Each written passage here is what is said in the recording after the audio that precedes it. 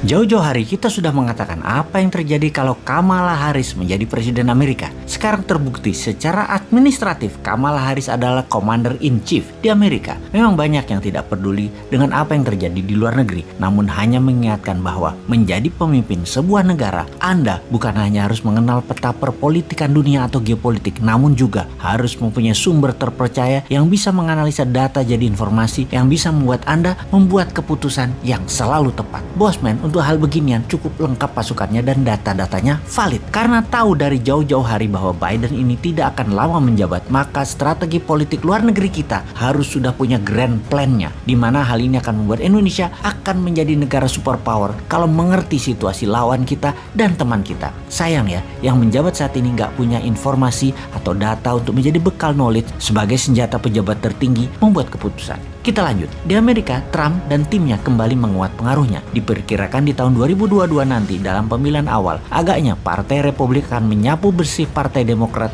di Senat dan di Kongres. Trump saat ini adalah pengendali Partai Republik di Amerika. Kemungkinan besar kebijakan Amerika di tahun 2022 adalah mulai serang Tiongkok secara lebih frontal. Hot war akan mungkin terjadi, walau dunia lebih senang dengan Cold War, perang spionase, perang intelijen, perang dagang, perang cuaca, namun agaknya hot war bisa terjadi dan ground floor-nya atau battlefield-nya adalah Taiwan. Kita semua mengetahui setelah Tiongkok meluncurkan virus kemudian muncul vaksin dan kemudian PCR. Di Indonesia doang sih PCR, kalau di negara lain PCR itu buat yang sakit. Di sini di Indonesia PCR tuh buat semuanya, yang sakit terutama yang sehat. Semua itu lebih kita kenal dengan istilah pandemi. Ini semua adalah masalah demand dan supply. Dalam bisnis, kemampuan create demand adalah kunci sukses. Untuk pandemi kali ini kita tidak usah jelaskan mana yang supply, mana yang demand. Anda pasti sudah pinter. Kemudian masalah climate change. Ini hanya akal-akalan istilah. Lebih tepat kata-katanya bukan climate change, tapi climate warfare atau perang cuaca. Perang cuaca juga merupakan rencana bisnis, yaitu create demand dan menyediakan supply. Kita semua tahu cuaca ekstrim tercipta akan mengakibatkan kekurangan pangan di seluruh dunia. Kita menengok sedikit. Artificial food berbasis plant atau tanaman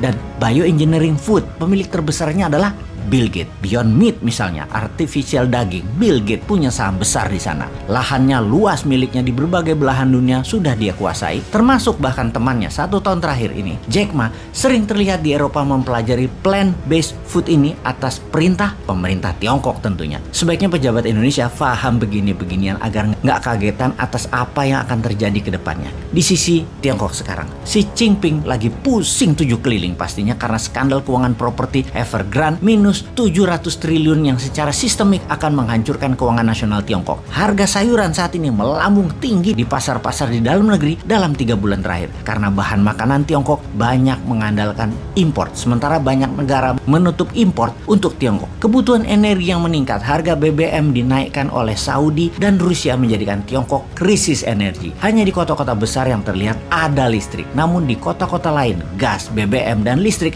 bermasalah besar di Tiongkok. Aktifnya mesin-mesin produksi ternyata membuat cuaca ekstrim terjadi di Tiongkok yang menyebabkan polusi berat hampir di semua wilayah pantai timur Tiongkok. Efek gejala memburuknya keadaan dalam negeri tersebut terjadilah panik buying di masyarakat saat ini. Rencana Xi Jinping untuk tidak kehilangan muka di dalam negeri, yaitu Tiongkok berjanji akan melakukan aneksasi atau penggabungan Taiwan, agaknya akan menjadi isapan jempol. Tiongkok tidak akan punya kekuatan logistik diperkirakan untuk menyerang Taiwan. Makanya kalau Newman jadi Commander-in-Chief di Indonesia, maka seluruh produk yang menuju Tiongkok alias barang ekspor ke Tiongkok seperti batu bara, nikel, dan bahan baku lainnya ditahan, jangan dikirim. Maka Tiongkok pasti panik, akan bertekuk lutut itu Tiongkok di depan Newman. Lalu seperti Putin dengan Trump, dijadikan Trump presiden Amerika di 2024 dan Indonesia harus bermain. Jadikan Trump di tahun 2024 presiden Amerika, namun pastikan hutang IMF Indonesia dinolkan, lunas. Tirulah cara Putin tersebut. Lalu apa yang kita lakukan? Cyber army para buzzer akan dipakai untuk memainkan ke negara adik kuasa tersebut, yaitu untuk memenangkan Trump. Sesekali kita pakai cara Rusia gitu loh, hajar Tiongkok gabung Amerika, namun Turki